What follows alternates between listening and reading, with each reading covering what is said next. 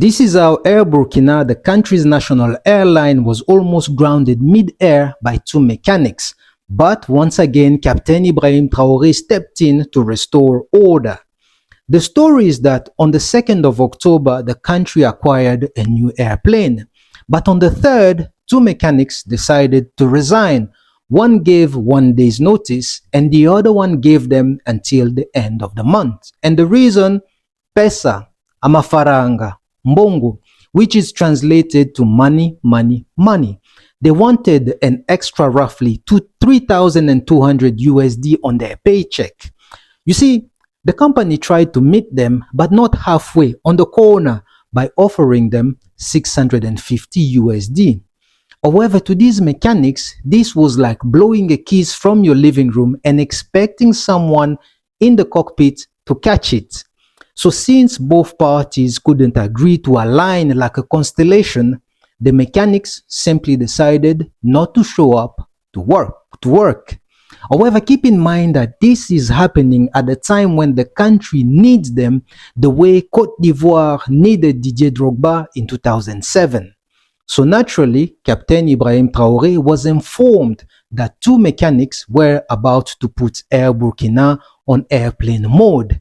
So the captain intervened and called the move unpatriotic. And it reminded everyone that even if a plane flies high in the skies, it is still not above the law and nobody is bigger than the country. You see, in my village they say, when the frog inflates its throat to appear large, it amuses the elephants because it can never ever match their size. So the captain, the patriotic Burkinabe captain, the upright man by definition, because that is the meaning of Burkina Faso, in an Harriet Tubman style, he gave them two options that they couldn't refuse. Look here, boss man. You can either choose to return to work tomorrow by choice or by force. The choice is yours. And by the way, I hope you have a great day tomorrow at work. One of them ones. Now, here's the thing though, to balance the story a little bit, right? The top up that these mechanics wanted on their salary is 6 to 7 times the highest average salary in the country. And what the company was offering to add was slightly above the highest average salary. Now, I think it would have been interesting to know how much they were making before this whole situation. Because to be fair to these two mechanics, like maybe, other airline companies operating in Burkina Faso are paying their mechanics more than what they are getting with the national carrier, which is often the case on the continent. And they were probably trying to see if the company could match. Because it is only normal, the fish always goes where the water is wet, like Balthazar.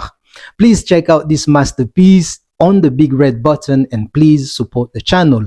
But back to the story. You see, I think the worst case scenario in this case would be to see these two talented Burkinabe become political refugees in Western countries, because the reality is that they might end up flipping burgers at McDonald's for the simple reason that African qualifications and work experiences are frequently undervalued and overlooked in Western countries.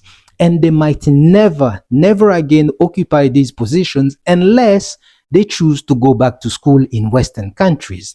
And by the way, there is nothing wrong with flipping burgers at McDonald's or any other fast food chains.